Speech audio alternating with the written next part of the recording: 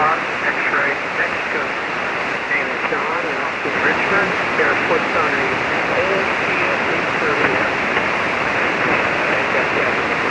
And I've got the processing on. It's just, I fire it up, rig up once in a while, and just blow the cobwebs out of it. Roger, you say your name was Sean? John, Denmark, Ontario, Norway. Okay, you're up and down on my local antenna. Come back about 10 seconds and tell me about your antenna system, and let me look for a better pass. Alrighty. We're running 50 feet. I've got a couple parallel elements on it for 30 and 20, but she's up at 50 feet up there. Go ahead. Okay, so my local antenna, but you're coming and going just a little bit. The name is Sean or John? Don, Denmark, Ontario, Norway. Give me a minute, I can kick the amp on. Oh, what a splendid idea. My kingdom for you to turn on your amp. Yeah, it's an old L4B. Give me just a minute. Yes, sir. Anything for that, yes. Now that is, what, 500, 600 watts? Oh, I can get 1,200 out of this one. Ah, okay. Let's try it. We'll live dangerously on the power curve.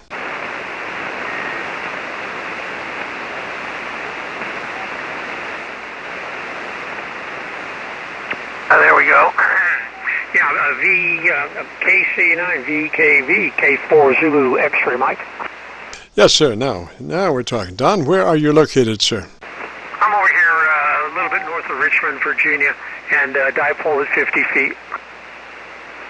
Roger. And what radio is that? An old Kenwood TS-83O. Roger. And what antenna system?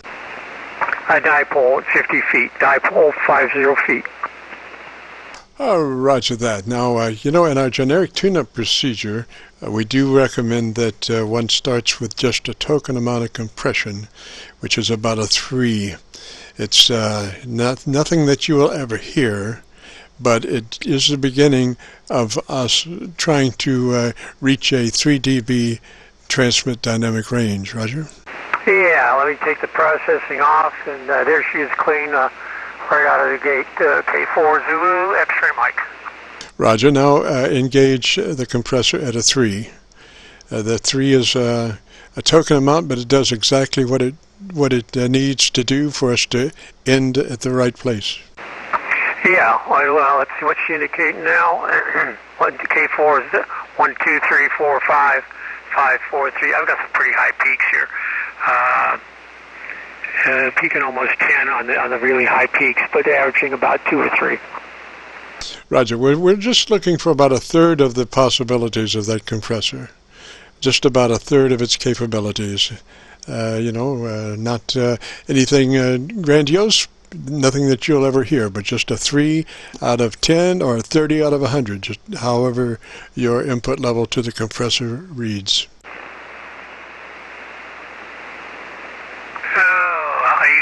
So seldom. It's got dB scale on it there, and it's peaking at 10 dB compression. 1, 2, 3, about 5 when I talk, and 10 on peaks. All right. Would you guesstimate that to be about a third of its capabilities? 1, 2, 3, 4, 5. It's cracked up. That's more than anybody would ever want. Yeah. Well, we don't want more than anybody ever wants. We want about a third of its capabilities. Yeah, it'd be right in there somewhere. Okay, and you do have a noisy pot on that input control. I just let you know that. Okay. All right, so after we get that compressor in there at about a 3, then move to your ALC with mic gain in hand and adjust by speaking naturally, normally into your microphone. Adjust your mic gain until your ALC meter is reading mid-scale to 2/3. All right, 1, 2, 3, 4, 5, 5, 4, 3, 2, 1. There's a hold and steady mid-scale. Yes, sir. It looks to be about 3.5 dBs, thereabouts. This is, we're looking for 3. I don't know if you heard earlier, but we were talking about dynamic range. Unprocessed audio from speech is usually about 10 dB. And we want to process that and close it down to about 3 dB, which becomes an ideal dynamic range for transmit. Roger? Beautiful. I appreciate that a lot. And with the amp on here, got a decent signal? Yes, sir. Yes, sir. You are 10 over most of the time. Roger? Okay, and you've been running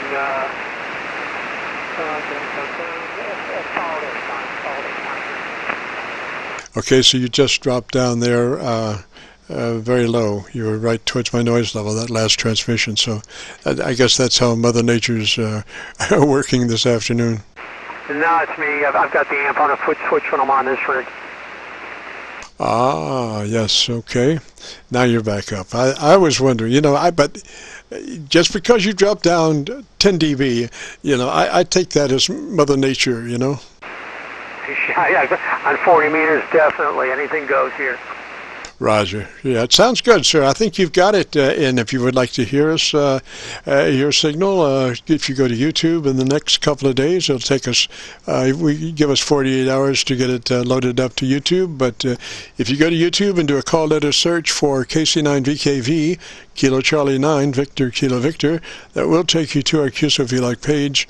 And on that page, you'll be looking for one in particular Qso entitled My Group Air Check 7/24/20, which is today's date. My Group Air Check 7/24/20. Roger?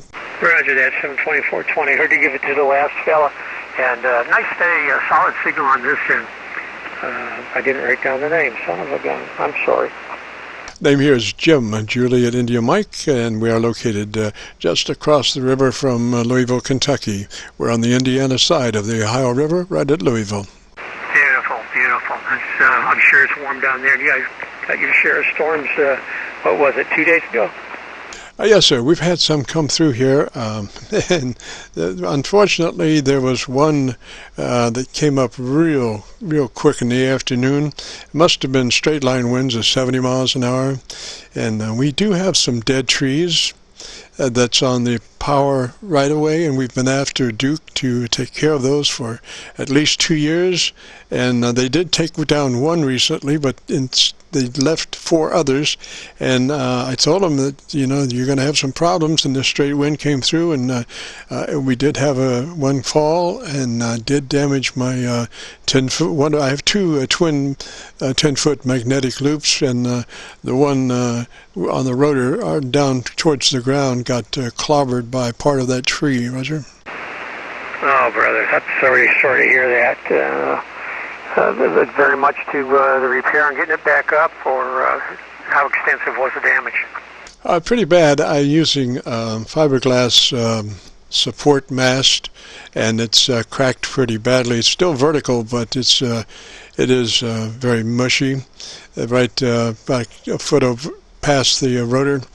And we used heliax, 1-inch heliax for the loop, and it is quite deformed. So I've got to figure out a nice way to update the support mast there, probably with some other material that I'll just slip that one down inside. Roger? Yeah, roger that. I'm curious, what bands do you run the 10-foot loops on? Oh, just this band and just this frequency. They're both set up for 7188. Roger? Roger that. Okay, very good. Got a phaser array going there, I guess. Well, yeah. Actually, we have a co-phase option. We have co-phase harness on them, and they come in on a 3-position selector switch that we can use one or the other or both. Well, fantastic. Thanks again for the report, Jim. Nice job. Appreciate what you do. We'll check out that site in a couple of days. Thanks a lot, 73s, and have yourself a great day.